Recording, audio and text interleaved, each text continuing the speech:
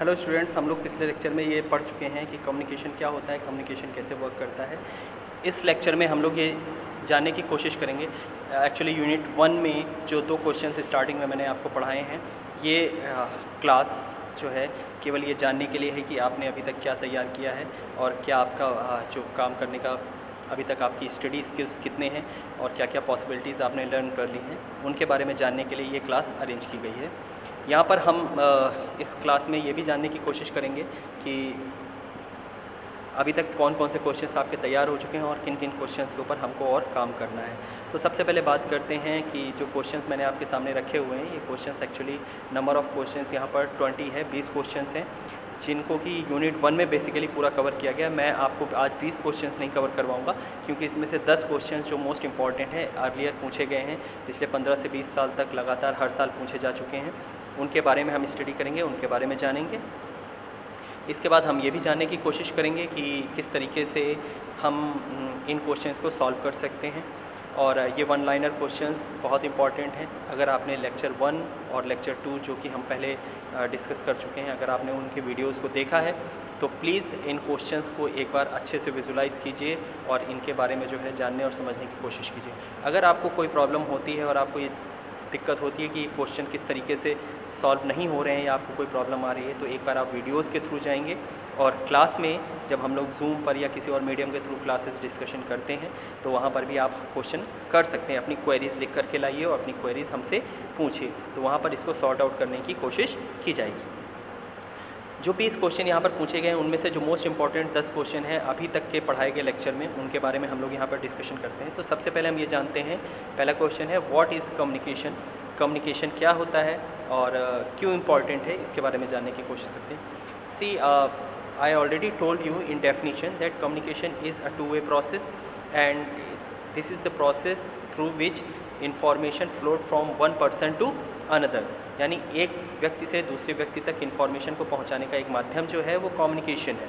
और इसके अलावा communication is also important because communication में हम बहुत सारी चीज़ों को जानने और समझने की कोशिश करते हैं थ्रू वर्बल और non verbal mode of communication. तो कम्युनिकेशन के थ्रू मैसेज को या संदेश को एक जगह से दूसरी जगह पहुंचाना ही एक प्रोसेस होता है। दूसरा क्वेश्चन जो हमारे सामने है वो ये है कि the word communication comes from. ये कम्युनिकेशन वर्ड कहाँ से आता है और कम्युनिकेशन वर्ड क्या है। तो देखिए, कम्युनिकेशन वर्ड जो है कम्युनिकेयर नामक शब्द से लिया गया है। जो नोट्स आपको प्रोवाइड किए गए हैं, अगर आप उसको प्रॉपर्ली पढ़ेंगे उसमें ये मेंशन किया गया है कि कम्युनिकेशन वर्ड कम्युनिकेयर से आया है, जो कि एक लैटिन वर्ड है और जिसका मतलब होता है संदेश पहुँचाना या इंफॉर्मेशन देना। तीसरा क्वेश्चन जो हमारे सामने है वो ये होता है why communication is a 2-way process. हम अक्सर कहते हैं कि communication is not a 1-way process, communication एक 2-way प्रोसेस होता है। तो कम्युनिकेशन 2-way प्रोसेस क्यों है? आज के लेक्चर में जो हमने लेक्चर लिया था उसमें मैंने आपको अच्छे से समझाने की कोशिश की थी कि कम्युनिकेशन 2-way प्रोसेस क्यों कहलाता है। एक बार यहाँ पर फिर से इस क्वेश्चन का आंसर देख लेते हैं। देखिए, कम्युनिकेशन एक 2-way प्रोसेस है। इसकी सबसे इम्पॉर्टेंट वजह यह है क्योंकि इसमें मैसेज को एक भेजने वाला और एक रिसीव करने वाला होता है। One is sender and one is receiver. केवल एक ही व्यक्ति मैसेज को सेंड करके खुद से रिसीव नहीं कर सकता है क्योंकि वो इन्फॉर्मेशन को किसी और को देना चाहता है। तो वो जिस किसी को भी इन्फॉर्मेशन देना चाहता है उस इन्फॉर्मेशन को उस तक पहुंचाने का काम जो है कम्युनिकेशन प्रोसेस से किया जाता है। और इसमें कम्युनिकेशन में 2 या 2 से ज़्यादा लोगों की इन्वॉल्वमेंट होना बहुत ज़रूरी है, इसीलिए इस प्रोसेस को 2-way प्रोसेस कहते हैं। तीसरा क्वेश्चन हमारे सामने, चौथा क्वेश्चन जो हमारे सामने है वो ये है what is the definition of Keith Davis. See students, I already had written this definition in my PDF content and you should must read it before you are answering it, and after that you have to see the videos what I gave you through YouTube। और YouTube के नीचे जो comment section है, comment section में आप सबको मैं बताना चाहूँगा कि आप इस डेफिनेशन को पढ़िए, याद कीजिए और कमेंट सेक्शन में इस डेफिनेशन को टाइप करके अपने नाम के साथ भेज दीजिए। मैं इस डेफिनेशन को देखूंगा और मैं आपको रिव्यू करूंगा कि क्या आपका ये कंटेंट जो है, आपने जो डेफिनेशंस लिखी हैं, ये सही हैं या नहीं है। इसके ये आपको एक टास्क के तौर पे दे रहा हूँ, एक होमवर्क के तौर पे दे रहा हूँ, जिससे मुझे ये पता चल जाएगा कि आप लगातार स्टडी कर रहे हैं या नहीं कर रहे हैं। अगर कर रहे हैं तो आपको चीज़ें समझ में आ रही हैं या नहीं आ रही हैं। नेक्स्ट क्वेश्चन जो है उसमें ये पूछा गया है कि is communication a managerial task, क्या कम्युनिकेशन एक मैनेजरियल टास्क है? इसके बारे में अगर आपको मैं कहूँ आंसर करने के लिए तो आप क्या आंसर करेंगे? तो आप इसको आंसर करेंगे जी हाँ, कम्युनिकेशन एक मैनेजरियल टास्क है। अब बात आती है कि कम्युनिकेशन एक मैनेजरियल टास्क क्यों है? तो कम्युनिकेशन एक मैनेजरियल टास्क इसलिए है क्योंकि इसमें कम्युनिकेशन के ज़रिए हम क्या करने की कोशिश करते हैं? कम्युनिकेशन के ज़रिए एक ऑर्गेनाइजेशन के अंदर डिफरेंट लेवल ऑफ पीपल से बात करने की कोशिश करते हैं और आइडियाज़ को समझने और जानने की कोशिश करते हैं। और कम्युनिकेशन ही एक ऐसा मोड है जिसके ज़रिए इंफॉर्मेशन का इंटरचेंज होता है, यानी इंफॉर्मेशन एक से दूसरे में शेयर करते हैं। सी ऐसा क्यों है? एसेंशियल्स ऑफ मैनेजमेंट एक इम्पॉर्टेंट सब्जेक्ट है आपका, जिसमें हम ये जानते हैं कि 3 लेवल ऑफ मैनेजमेंट होते हैं, top level of management, middle level of management and lower level of management. Top level of management वो है जो कि पूरे मैनेजमेंट को मैनेज करके अपने फाइनेंशियल सपोर्ट से मैनेज करता है, उसकी आउटलाइन तैयार करता है, उसके बारे में उसके ऑब्जेक्टिव्स डिटरमाइन करता है और उसका एक जो है उसके बारे में प्लान करता है कि कैसे ऑर्गेनाइजेशन में ये प्रोसेस और टास्क परफॉर्म किया जाना है। मिडिल मैनेजमेंट वो है जिसको कि टॉप मैनेजमेंट इंस्ट्रक्शन देता है कि आप इस टास्क को पूरा करवाएंगे। किन से पूरा करवाएंगे? जिनसे पूरा करवाएंगे वो लोअर लेवल ऑफ मैनेजमेंट होता है, जिसमें ब्लू कॉलर एम्प्लॉयज़ आ जाते हैं या ऑपरेटिंग टास्क वाले पीपल आ जाते हैं जो कि ऑपरेशनल एक्टिविटीज़ के थ्रू उस काम को परफॉर्म करते हैं। सो हमारे लिए ये जानना बहुत ज़रूरी है कि किस तरीके से मैनेजमेंट वर्क करता है। अब यहाँ पर बात आती है what are the different channels of what are the different communication एक मैनेजरियल टास्क है या नहीं है? तो सी ये जो 3 लेवल ऑफ मैनेजमेंट हैं जिसमें कि टॉप टू लोअर लेवल की अगर हम बात करते हैं तो टॉप मैनेजमेंट और मिडिल मैनेजमेंट के बीच में एक कम्युनिकेशन होता है जिसके थ्रू टॉप मैनेजमेंट अपनी इन्फॉर्मेशन को मिडिल मैनेजमेंट तक पहुंचाता है। फिर मिडिल मैनेजमेंट और लोअर मैनेजमेंट के बीच में एक कम्युनिकेशन होता है जहां पर लोअर मैनेजमेंट जो है अपने मिडिल मैनेजमेंट से इन्फॉर्मेशन को गैदर करता है और उस टास्क और ऑपरेशन को परफॉर्म करता है जो कि टॉप मैनेजमेंट द्वारा डिसाइड किया गया है।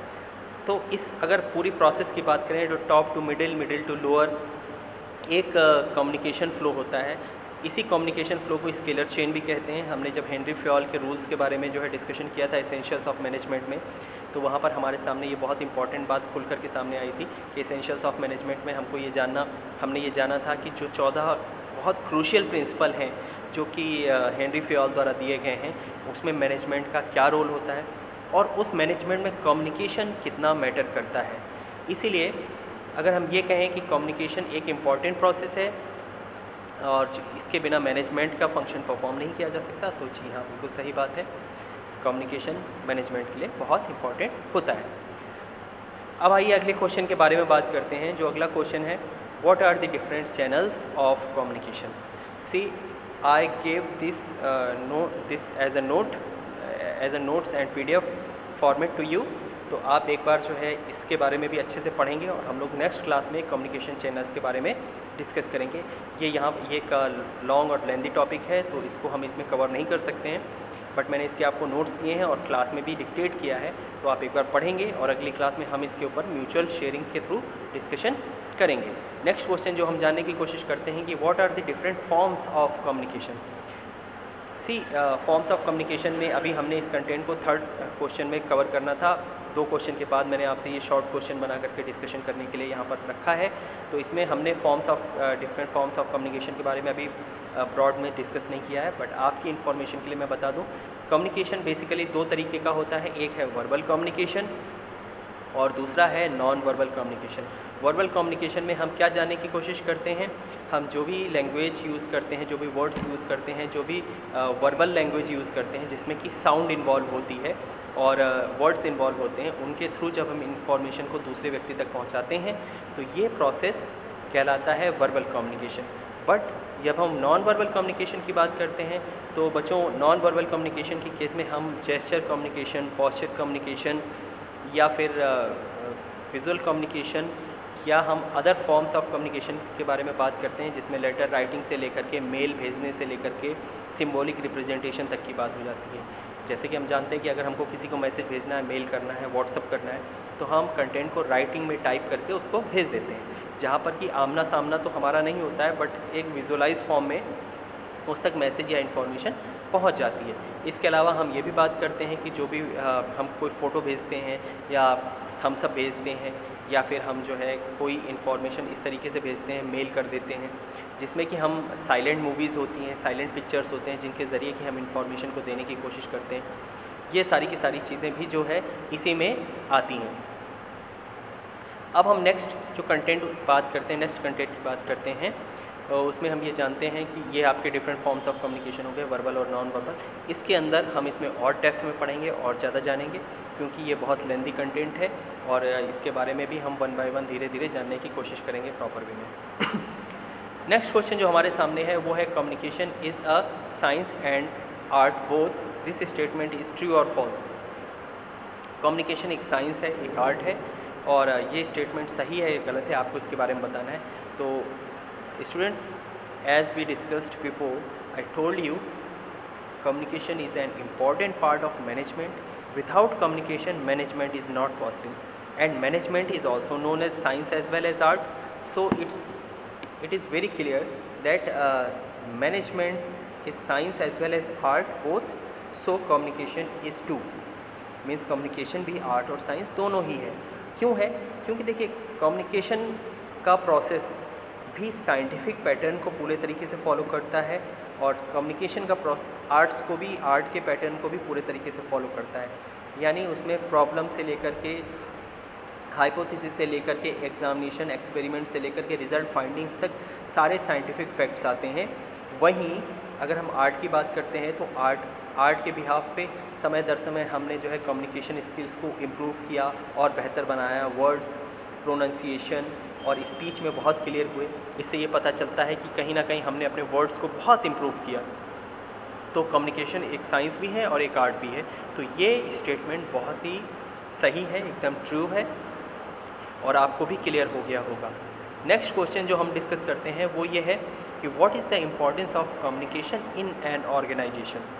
सी, ये क्वेश्चन लगभग बहुत उसी के सिमिलर है जिसमें कि हमने ये जानने की कोशिश की थी कि कम्युनिकेशन का मैनेजमेंट में क्या महत्व है। अब हम यही क्वेश्चन दूसरे तरीके से देखते हैं कि एक ऑर्गेनाइजेशन के अंदर कम्युनिकेशन का क्या महत्व होता है।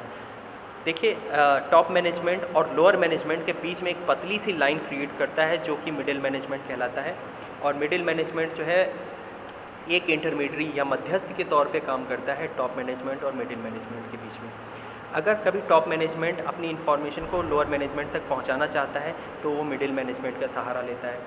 अगर मिडिल मैनेजमेंट के साथ टॉप मैनेजमेंट की जो है प्रॉपर कम्युनिकेशन नहीं है या किसी वजह से कोई क्लैशेस हैं, तो डेफिनेट सी बात है कि अगर टॉप मैनेजमेंट कोई निर्णय लेता है, कोई फैसला लेता है और उसको लोअर मैनेजमेंट तक पहुंचाना चाहता है तो वो इन्फॉर्मेशन लोअर मैनेजमेंट तक नहीं पहुंच पाएगी। क्यों नहीं पहुंच पाएगी? क्योंकि मिडिल मैनेजमेंट उसको उतना इफ़ेक्टिव तरीके से एक्सेप्ट करने को तैयार नहीं है। यहाँ पर एक कम्युनिकेशन गैप क्रिएट हो गया है। कम्युनिकेशन गैप का मतलब टॉप मैनेजमेंट और लोअर मैनेजमेंट के बीच में जो इंटरमीडिएट है जो कि इन्फॉर्मेशन को फ्लोट कराता था, उसको वो इस बात से सेटिस्फाई नहीं है जो टॉप मैनेजमेंट फैसले कर रहा है। तो यहाँ पर कम्युनिकेशन गैप क्रिएट होगा। जब कम्युनिकेशन गैप क्रिएट होगा तो एक अंडरस्टूड सी बात है कि वो कम्युनिकेशन ऑर्गेनाइजेशन में टॉप मैनेजमेंट से लोअर मैनेजमेंट तक पहुँचाने में कहीं ना कहीं दिक्कत आएगी। अब बात करते हैं कि कम्युनिकेशन क्यों इम्पॉर्टेंट है एक ऑर्गेनाइजेशन में। तो देखिए, उच्च प्रबंधन द्वारा जो भी ऑब्जेक्टिव्स डिसाइड किए जाते हैं, टॉप मैनेजमेंट के द्वारा जो भी ऑब्जेक्टिव्स डिसाइड किए जाते हैं, जो भी नई स्ट्रेटजी, जो भी इनोवेशंस डाले जाते हैं ऑर्गेनाइजेशन में, जो भी नए टास्क डिसाइड किए जाते हैं करने के लिए, उन टास्क को किस तरीके से किया जाए तो वो इन्फॉर्मेशन अपने लोअर मैनेजमेंट को प्रोवाइड करवाता है। क्योंकि नीचे के लोग ऑपरेटिंग होते हैं और ऊपर के लोग डिसीजन मेकिंग होते हैं, और ऊपर के लोग जो है वो स्कीम्स और फॉर्मेट्स को तैयार करते हैं। तो जहाँ पर टॉप मैनेजमेंट, मिडिल मैनेजमेंट और लोअर मैनेजमेंट की बात होती है तो वहाँ ये बात बिल्कुल सही होती है कि टॉप मैनेजमेंट हमारे लिए बहुत इंपॉर्टेंट है, क्योंकि टॉप मैनेजमेंट जिस तरीके से वर्क करेगा और अपने फैसले लेगा, वो अपने फैसलों को इम्प्लीमेंट करने के लिए लोअर मैनेजमेंट के ऊपर डालेगा। तो एक ऑर्गेनाइजेशन के अंदर एक बेहतर कम्युनिकेशन फॉर्मेट होना बहुत ज़रूरी है। अगर कम्युनिकेशन फॉर्मेट बेहतर नहीं है और कम्युनिकेशन गैप क्रिएट होता है तो कहीं ना कहीं क्लैशेस की अवस्था हो जाती है, यानी क्लैश क्रिएट हो जाता है और कम्युनिकेशन में प्रॉब्लम होती है। नेक्स्ट क्वेश्चन हम लोग जो डिस्कशन करने जा रहे हैं वो है कि discuss the importance of communication in various levels of management. तो ये क्वेश्चन हमने ऑलरेडी डिस्कस कर लिया है, जिसमें मैंने आपको बताया था कि 3 लेवल्स ऑफ मैनेजमेंट हैं, top level of management, middle level of management and lower level of management. Henry Fayol जैसे लोग जिन्होंने कि 14 प्रिंसिपल्स ऑफ मैनेजमेंट दिए थे और एडमिनिस्ट्रेटिव थ्योरी बनाई थी, उन्होंने अपनी थ्योरीज़ में साफ साफ एक्सप्लेन किया कि कम्युनिकेशन कितना इम्पॉर्टेंट है, चाहे एस्पिरेट डी कॉप्स की बात हो यानी यूनिटीज़ स्ट्रेंथ की बात हो, चाहे या एक स्केलर चेन के रूप में काम करे, चाहे डिसिप्लिन के रूप में काम करे, और चाहे सारे के सारे इकट्ठा होकर के टॉप टू लोअर मैनेजमेंट एक डायरेक्शन में एक ऑब्जेक्टिव के ऊपर काम कर रहे हों। ये तभी पॉसिबल है जब बेहतर कम्युनिकेशन एस्पेक्ट्स मौजूद होते हैं एक ऑर्गेनाइजेशन के अंदर। तो हमारे लिए अलग अलग लेवल पे कम्युनिकेशन का होना बहुत ज़रूरी है किसी भी प्रबंधन में या मैनेजमेंट के विभिन्न स्तरों में। अगला क्वेश्चन है हु इज़ सेंडर। उम्मीद करता हूँ ये क्वेश्चन आपको आता होगा। आप इसको जो है एक जो हमने कम्युनिकेशन प्रोसेस पढ़ा था उसमें आप इसको इजीली देख सकते हैं। सेंडर कौन है? सेंडर वो है जो मैसेज या इंफॉर्मेशन या आइडिया या किसी भी की विल को कंसिडरेशन को शेयर करता है या भेजता है दूसरे को, वो सेंडर कहलाता है। यानी आप अगर अपनी बात को रखते हैं, किसी संदेश को भेजते हैं, किसी आइडिया को, किसी विल को या किसी भी अपीयरेंस को या किसी भी कॉन्सेप्ट को आप दूसरे के सामने रखने की जो भी कोशिश करते हैं, वो कोशिश या आइडिया जो है वो मैसेज होता है और आप जो है सेंडर कहलाएंगे, क्योंकि आपने वो आइडिया या वो मैसेज जनरेट किया है। What is the message? दूसरा क्वेश्चन है what is the message. See, message वही है जिसको हमने जनरेट किया, जिसको सेंडर ने जनरेट किया और जिसके ज़रिए कि वो दूसरे को इन्फॉर्म करना चाहता है कि उसके पास कोई आइडिया, कॉन्सेप्ट, संदेश, मैसेज या इन्फॉर्मेशन है जिसको कि वो दूसरे से शेयर करना चाहता है। Next question is what is receiver. So as we already discussed in communication process, that receiver is the one who receives the message. Who is sender? Who sends the message. Who is receiver? Who receives the message. जो message को receive करता है। अगर computer की बात करते हैं तो हमने कोई कंप्यूटर में कोई इन्फॉर्मेशन हिंदी, इंग्लिश या किसी भी लैंग्वेज में टाइप की तो वो उसको बाइनरी फॉर्म में एक्सेप्ट करेगा, तो computer is a receiver.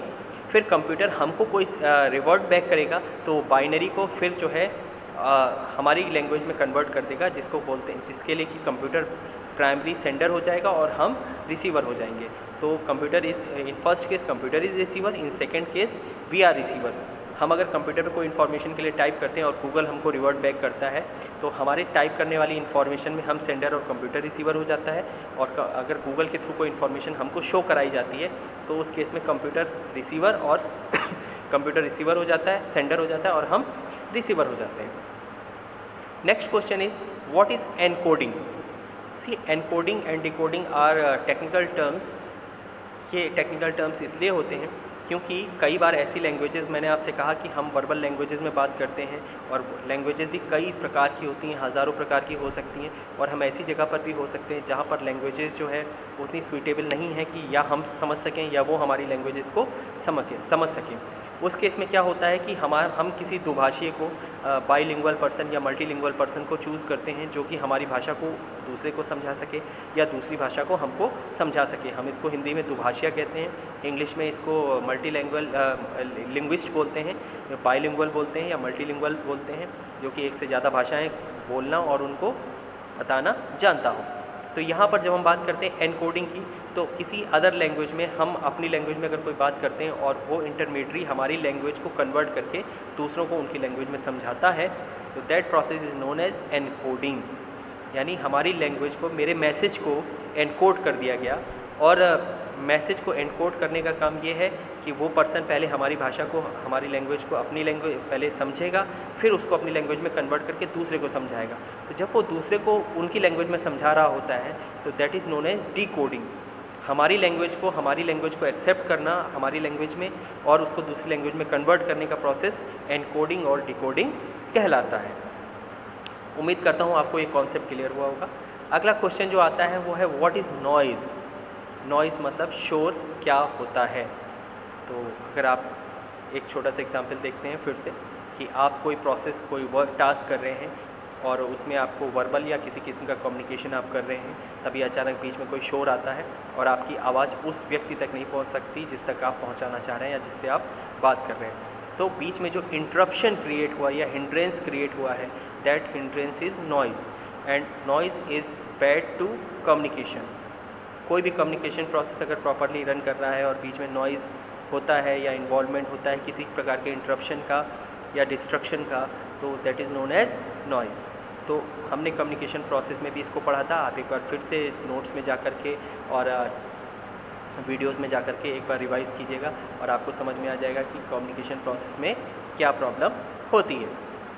Next question is very important, very much important question. What is feedback? See, feedback का मतलब होता है कि जब सेंडर किसी मैसेज को रिसीवर को भेजता है तो रिसीवर उस मैसेज को सेंडर जब मैसेज को भेज रहा है तो वो उसको डिकोड करता है, एनकोड करता है, और रिसीवर उस मैसेज को अपने पास पहुंचने से पहले डिकोड कर लेता है, और डिकोड करने के बाद वो उस मैसेज को समझ करके उसका रिप्लाई करता है सेंडर को। जो रिप्लाई होता है that reply is known as feedback. मान लीजिए मैंने आपको क्लास में पढ़ाया और किसी कंटेंट को पढ़ाने के बाद मैंने आपसे पूछा कि क्या आपको ये समझ में आया, तो आप मुझे 2 प्रकार के रिप्लाई कर सकते हैं, 3 प्रकार के रिप्लाई कर सकते हैं। पहला रिप्लाई ये कि हाँ सर पूरे तरीके से समझ में आ गया, हाँ सर मुझे समझ में नहीं आया। तीसरा रिप्लाई हाँ सर थोड़ा समझ में आया, थोड़ा नहीं समझ में आया। अदरवाइज़ अगर आप मुझे ये रिप्लाई नहीं करेंगे या रिवर्ट बैक नहीं करेंगे तो मैं नहीं जान पाऊँगा कि आपको ये बात समझ में आई है या ये सब बात समझ में नहीं आई। जब तक कि आप मुझे फीडबैक नहीं देंगे, मेरे पढ़ाने के प्रोसेस के बाद आप जब तक मुझे फीडबैक नहीं देंगे तब तक मैं ये नहीं जान सकूँगा कि आपने मेरी बात को समझा या नहीं समझा। मैं इस बात को केवल तभी जान सकूँगा जब आप मुझे फीडबैक देंगे या उसका रिवर्ट बैक देंगे। तो आप समझ सकते हैं कि एक कम्युनिकेशन प्रोसेस को पूरा होने के लिए फीडबैक की कितनी इम्पोर्टेंस होती है। अगला क्वेश्चन बात करते हैं, why feedback is an important communication process. See, मैंने अभी आपको फीडबैक के बारे में बताया। फीडबैक क्या होता है? फीडबैक यही होता है कि सेंडर जब रिसीवर को मैसेज भेजता है और रिसीवर उस मैसेज को समझ करके उसका रिवर्ट बैक करता है सेंडर को। और ये एक इम्पॉर्टेंट कम्युनिकेशन प्रोसेस क्यों है? क्योंकि communication process is incomplete without feedback. अगर आप कम्युनिकेशन प्रोसेस को अच्छे से रीड करते हैं और आप देखते हैं कि अगर कम्युनिकेशन प्रोसेस में किसी किस्म की कमी रह जाती है या कम्युनिकेशन प्रोसेस इनकम्प्लीट रह जाती है जब तक कि वहाँ पर प्रॉपर फीडबैक ना दिया जाए। तो अगर मैं किसी फ़ोन के थ्रू आपको कोई इन्फॉर्मेशन दे रहा हूँ और फ़ोन में सिग्नल्स पूरे नहीं आ रहे हैं तो मैं ये नहीं जान सकता हूँ कि आप तक मैसेज पहुँच रहा है या नहीं जब तक कि आप मुझे हाँ या किसी अदर फॉर्मेट पे रिप्लाई नहीं करेंगे। जब तक आपको मेरी वॉइस पहुँचती रहेगी तब तक आप उस पर रिप्लाई करते रहेंगे। अगर आप रिप्लाई नहीं करते हैं इसका मतलब या तो कॉल डिस्कनेक्ट हो गई है या फिर नेटवर्क इश्यूज़ बहुत ज़्यादा हो रहे हैं। इसका मतलब कम्युनिकेशन बॉदर हो रहा है, यानी प्रॉपर फीडबैक नहीं आ रहा है। नेक्स्ट क्वेश्चन जो 19th क्वेश्चन है इसके बारे में डिस्कशन करते हैं। देखते हैं, communication is a universal process, true और false? Yes, this is true.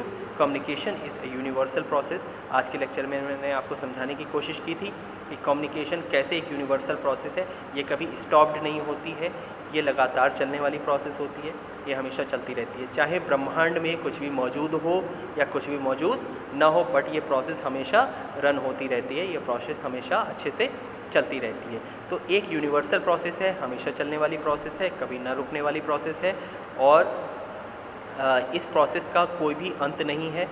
तो ये एक सर्कुलर प्रोसेस है। इस प्रोसेस को केवल तभी स्टॉप किया जा सकता है जबकि इसके साइकिल को किसी तरीके से ब्रेक किया जा सके। ऐसा जबकि एक अगर कम्युनिकेशन प्रोसेस क्लोज होता है तो दूसरा कम्युनिकेशन प्रोसेस स्टार्ट हो जाता है। अतः ये एक यूनिवर्सल प्रोसेस होता है और कभी रुकता नहीं है। Last question is, communication is an inborn quality, true और false? Yes, this is very true. Communication एक इनबॉर्न क्वालिटी होती है, ये बिल्कुल सही बात है। हम में से बहुत सारे लोग इनबॉर्न होते हैं जो कि उतना अच्छा कम्युनिकेट नहीं कर सकते। इवन इसमें किसी किस्म के टैलेंट या कंटेंट की आवश्यकता नहीं होती है। By learning you can learn so many things. Learning एक ऐसा प्रोसेस है जिसमें आप बहुत सारी चीज़ें सीख सकते हैं, कम्युनिकेशन भी सीख सकते हैं। लेकिन एक इनबाउंड क्वालिटी की बात करते हैं जो आपके अंदर पहले से इनबिल्ट होती है, पहले से ही लग करके आती है या पहले से ही कंसीडर होकर के आती है। वो क्वालिटी जो है कम्युनिकेशन की होती है, और ये सत्य बात है कि आपके अंदर एक इनबाउंड क्वालिटी भी कम्युनिकेशन की होती है जो कि रेयर टू रेयरेस्ट होती है। हर किसी के अंदर वो कम्युनिकेशन की प्रोसेस नहीं आ सकती है। तो स्टूडेंट्स, आज हम लोगों ने जिन 20 क्वेश्चंस के बारे में डिस्कशन किया इसमें से कुछ क्वेश्चन हम लोग यूनिट 1 के पहले 2 क्वेश्चंस में डिस्कस कर चुके हैं। कम्युनिकेशन प्रोसेस को हम पढ़ चुके हैं, कम्युनिकेशन क्यों इंपॉर्टेंट है इसके बारे में जान और समझ चुके हैं। तो आपकी कोई क्वेरीज़ हो तो आप you can ask me in classroom, आप क्लास में भी पूछ सकते हैं। इसके अलावा हमारा वीडियो देख करके नीचे कमेंट के फॉर्मेट पे भी आप पूछ सकते हैं। जब तक कि आपकी रेगुलर जब तक आपकी रेगुलर क्लासेस ना चलने लग जाएँ, जूम या अदर ऐप के थ्रू हम लोग जो डिस्कशन करते हैं उसमें आप क्रॉस क्वेश्चंस इजीली पूछ सकते हैं। नोट्स मैं आपको टाइम टू टाइम प्रोवाइड करवा रहा हूँ। अपने नोट्स के ऊपर फोकस करते रहें और रेगुलर स्टडी करते रहें। For today thank you students. Next class में नेक्स्ट लेक्चर में हम लोग मुलाकात करते हैं।